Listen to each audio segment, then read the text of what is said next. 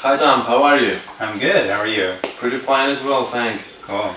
Tell us about baseball and what do you want to accomplish? Basically, I want to play 3 to 7 years in the major leagues and become an all-star. I want to be one of the best pitchers in baseball. At 54 years of age, why do you think you can play in the major leagues and become an all-star? Because I've been doing it my whole life. This has been my mission, the main thing that I've wanted to do for a career since I've been a little kid. So I know that I can do it when I'm given the opportunity. And now tell us about your knuckleball. Basically, I throw it 3 fingers. I started off throwing it this way when I was a kid. Most of the major leaguers today throw it 2 fingers. I might not be able to throw it quite as hard, but I can throw it with better control, I think, with 3. I throw 50, 60, and 70 miles an hour. I have kind of 3 different speeds that I throw my knuckleball. And I can throw it with consistent movement, and I can throw it for strikes, which is not an easy thing to do. And how fast is your fastball? My fastball is in the 80s. I've been close to 90. I think if I was throwing every day, I could probably hit 90 again. And how are you still able to throw so hard at 54 years of age? I think there's a bunch of reasons. It's a God-given gift, for one thing. The other thing is I work really hard at it. I spend anywhere from a half hour to 2 hours a day in the weight room. So I keep my strength up. Right now I'm deadlifting around 500 pounds, which there's not many athletes in all professional sport that are that. How strong are you? 500 pounds. So, you know, I've done over 6, but right now I'm right around 5. In my video I'm doing 405 or 418 we did just a week ago, and I did that 4 times without even a weight belt. So. And what exercises do you focus on? I focus on whole body lifts, things like deadlifts, squats, cleans, which are whole body lifts. You bring the bar from the floor up to here or all the way up, and so it coordinates your whole body. It makes everything work together. And that's what life and that's what sports are all about. It's like coordination, whole body strength, and I think those are the most important lifts. Tell me, Tom, have you ever taken any PEDs like steroids or AGH? I never have.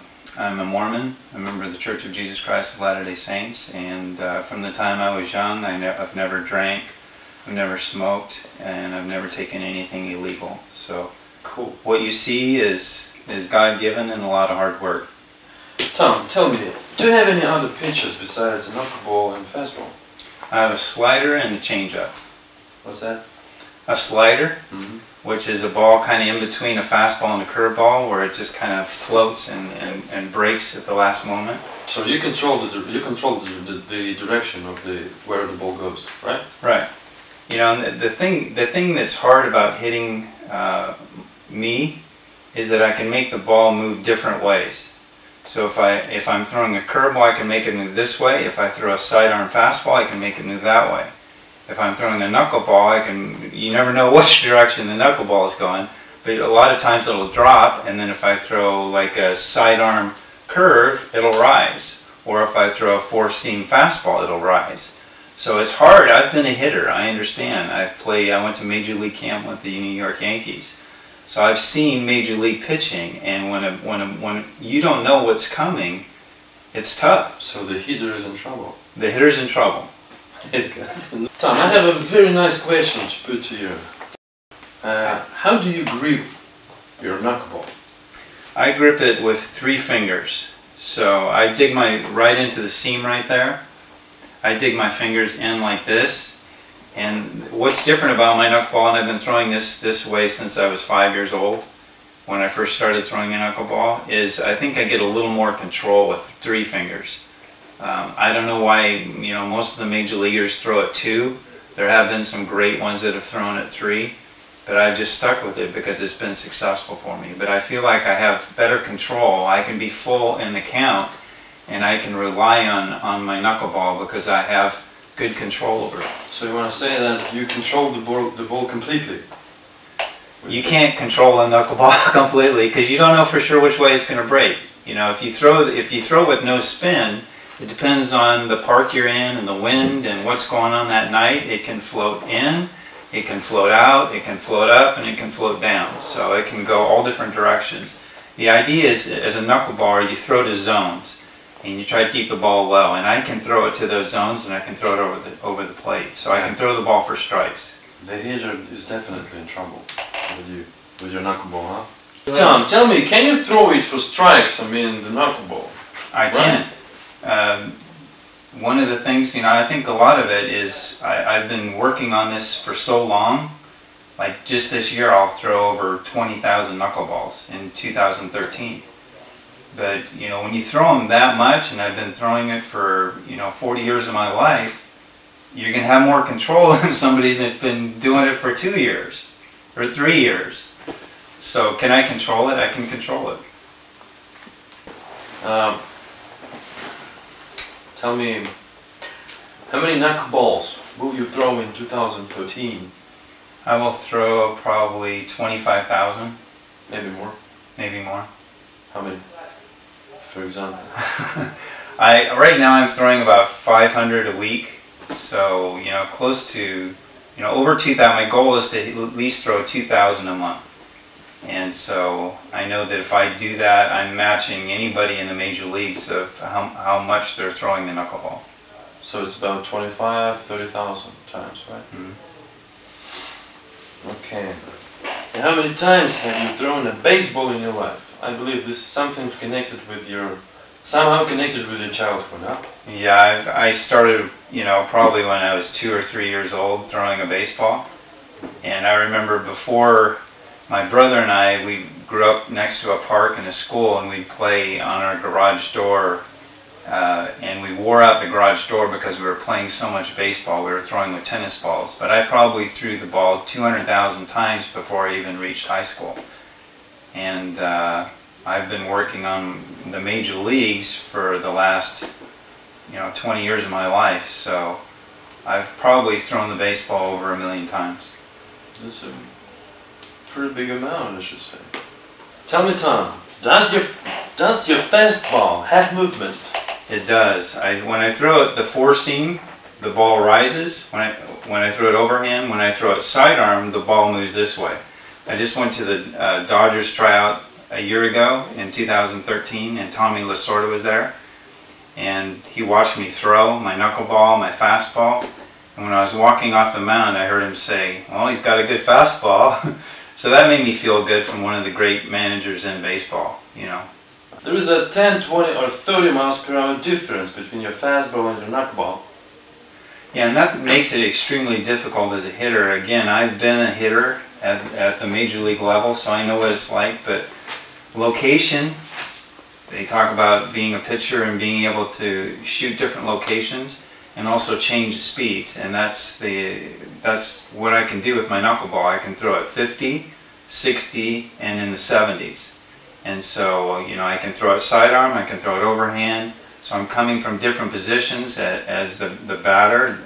A lot of batters, they get used to this, and then if you come, sidearm, then they're seeing it come from a different position, so that's hard of all. That's hard adjustment to make.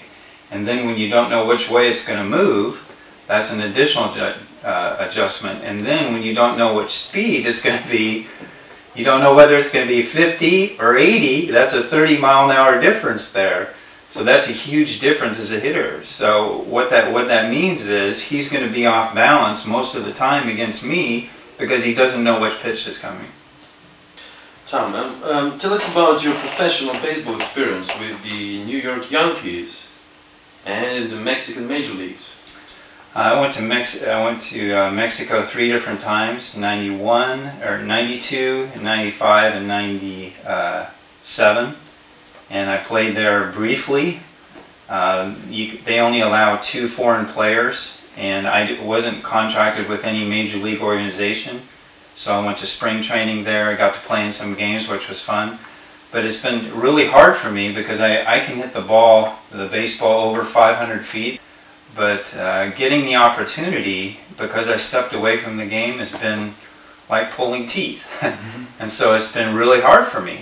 And so, you know, the reason for doing this video and the reason for, you know, pursuing baseball this long is, first, I know that I can play. When I'm given the opportunity, I will become an all-star. So I believe we're going to see how you throw the knuckleball, huh? And your fastball, and how the catcher tries to catch it. Okay, so what about tell us about the experience with the New York Yankees. You haven't mentioned it. Yeah, I went to a Major League camp with the New York Yankees, and it was a great experience. You know, we had 100 cameras on us. Whenever every move we make, there's 100 cameras watching every move you make. So it was wonderful to be there, and wonderful to be, you know, where some of the greatest players in history have played. But again, it was a frustrating experience for me, because I remember some days I would hit more home runs in batting practice than the rest of the team combined. And so I'm just like, did you just see what I did?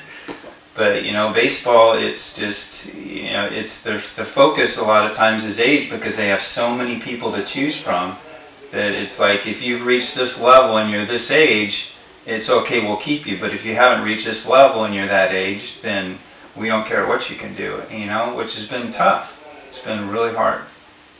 Can you really hit a baseball over 500 feet?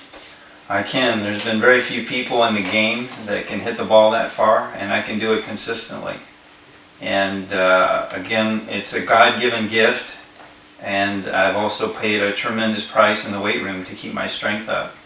And I think between those two things, that's what allows me to be able to do that. Plus, I like throwing. I've thrown a million times. I've swung a bat probably a million times too. So it's just a gift. I just wish the world could have seen me do it, or I wish they can see me do it. But now I'm a pitcher, now I'm a knuckleballer, and hopefully I'll get to play in the National League, where I'll get some at bats and people will still be able to see me do, you know, hit the ball that far.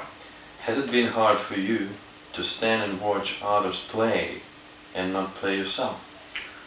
Yes. You were saying about this, you've been in the waiting room for a long time, right? Yeah, it's like being, you know, there's that, what's that song says, you're the fastest runner, but you're not allowed to win. You know, it's like I felt like I had the ability to set records in the major leagues.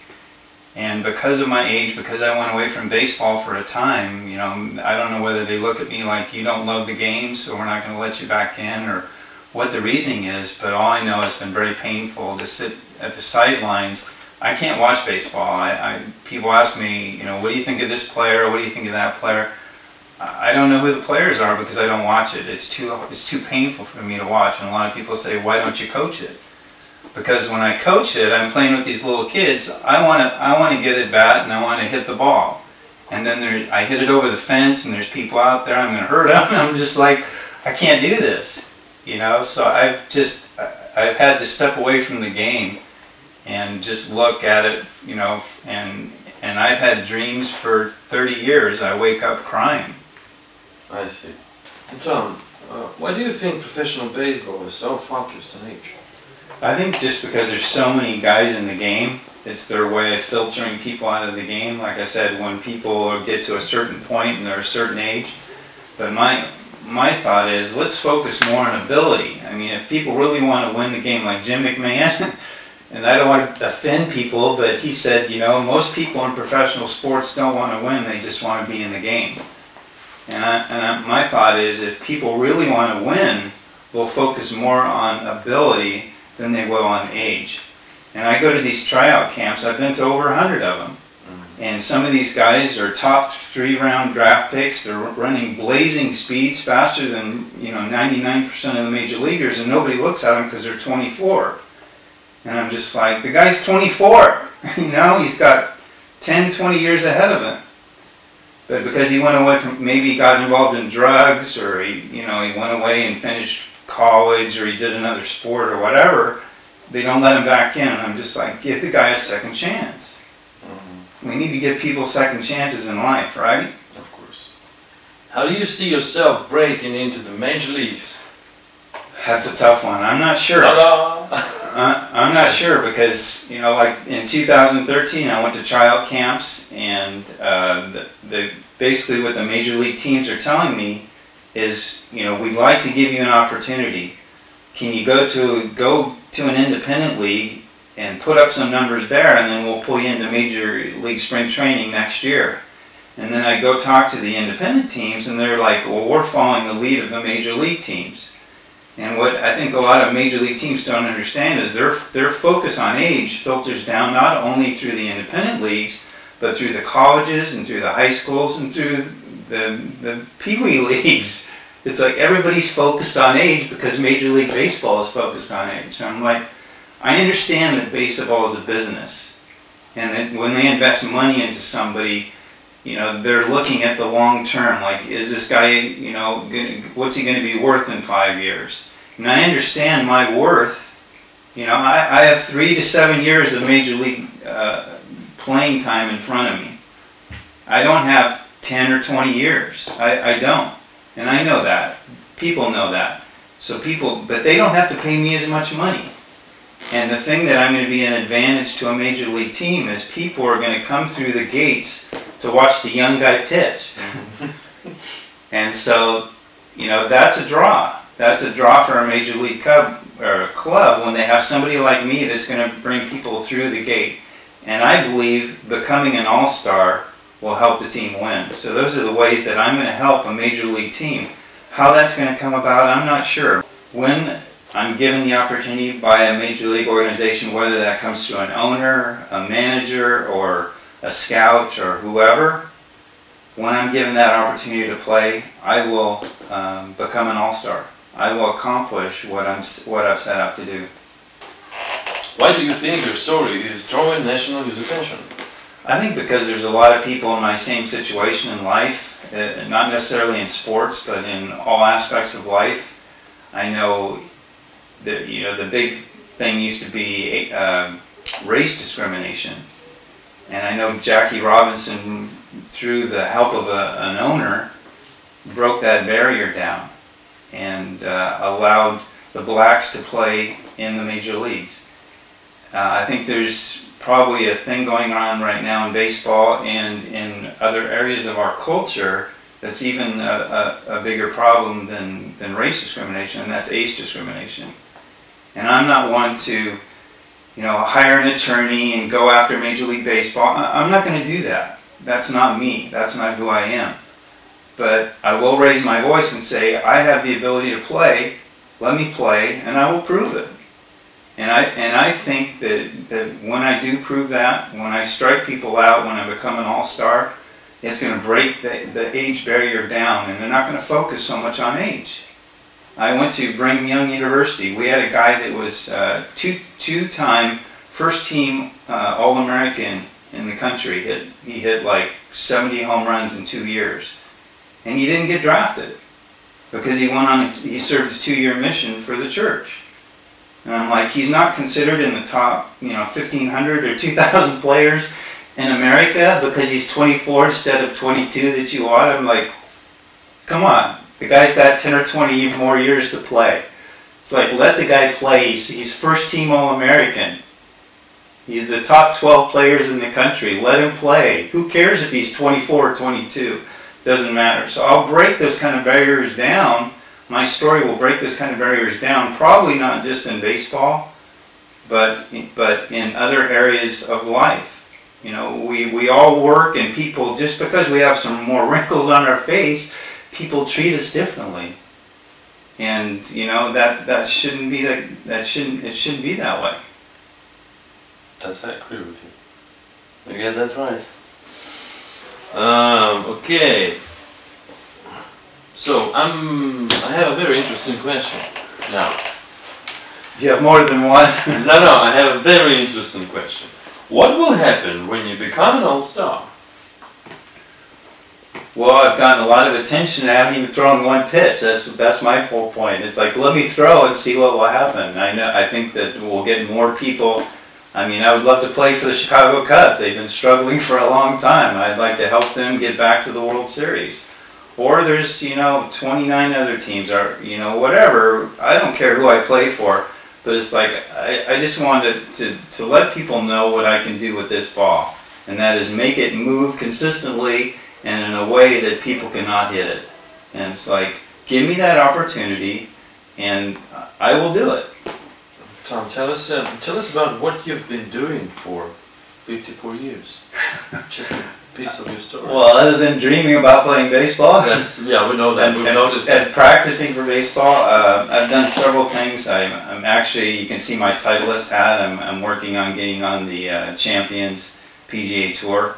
So I've spent a lot of time out on the golf course. It's the closest thing that I could find to baseball. I graduated from school in physical education. Actually, I had a national TV show about healthy living. We were in over 50 million homes in 2006. I've actually written a book about healthy living, body, mind, and spirit. This took me 12 years to create. So my life has been centered around, sports and educating people about health and healthy living. So, God willing, I want to be the example here of what my book talks about, and that's, the ability to do things in the second half of life that people think you can't do. So it took you 12 years to write that book, huh? 12 years. 12 years. It's not, when you write a book like this, you're talking about, I'm addressing areas like cancer and heart disease. If it was just a fiction book, I could probably have written it within a year. If I had a ghostwriter, I could probably write it in a couple months. But I wrote the whole thing myself. I edited the whole thing. There's over 450 references in the book. And, it takes, like I said, when you start talking about things like cancer, you need to know what you're talking about, because if you're not talking about it in a way that is logical and is backed up by modern science, people will laugh at you and say, you don't know what you're talking about. So, I've put in 12 years of research and effort and writing into that book. So, you love baseball, don't you? I love baseball. It makes me cry. You had me almost crying earlier. So, why don't you coach? I just, like I said before, it's hard for me to get out on a field with kids. I've coached several high school teams, but I want to play. It's like, maybe when I know that I can't play anymore, I will coach. But I know that I have the fight in me and the ability in me to play. And I can compete with the best in the world. I can do things that Phil Necro and R.A. Dickey and Tim Wakefield have done. I can do those things. And so, I want to prove myself first, and then once my career is over, maybe I'll coach. And how fast are you? Again, God's blessed me with a healthy and strong and fast body. My dad, when he was in high school, was 0.3 of a second off the world record in the 100. So I think I have, God-given genetics. When I was in high school, I had over a 40-inch vertical jump. I could slam dunk the basketball with 2 hands, and I was only 5'10". It's God-given ability. And when I was on most every baseball team I've been on, I've been in the top 3 fastest guys. Usually there's maybe one person faster than me, if I'm on a really good team. But I'm usually the fastest white guy. So, I have good speed. So in my 40, I'm usually in the 4s right now. In the 60, I'm in the 6s. It depends on how hard I'm training, how much I'm running, how much I'm sprinting. And what do you eat? Because, I don't know, to be so fast, not to drink and not to smoke, to be in such a good shape, what do you eat? I focus mostly on fruits and vegetables and whole grains. I feel like the closer that I can get them to Mother Earth, the better. The less processing, the less high fructose corn syrup, sugar, all the additives, the better. And so fruits and vegetables, as close as I can get to the vine. And like I let you try a few of these oats earlier.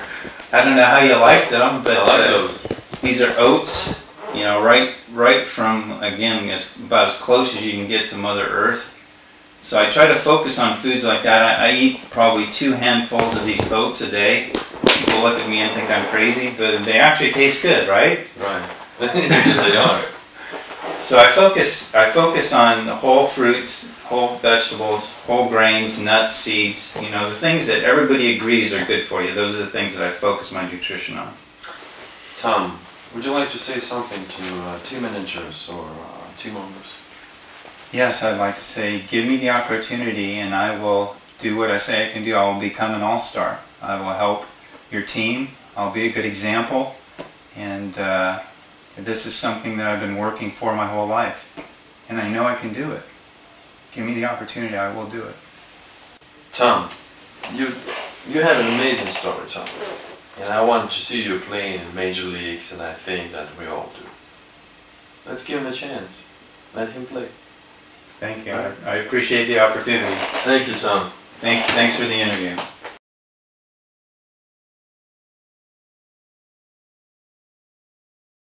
Like, you know, I almost crying. Like, make people cry, what's that? What's wrong with you people? I'm 54 years old and I'm a knuckleball pitcher. What the heck? Why I'm not playing? People will cry. Come on, people. The people are gonna cry. That's for sure. That's good, man. That's good. That's what I want.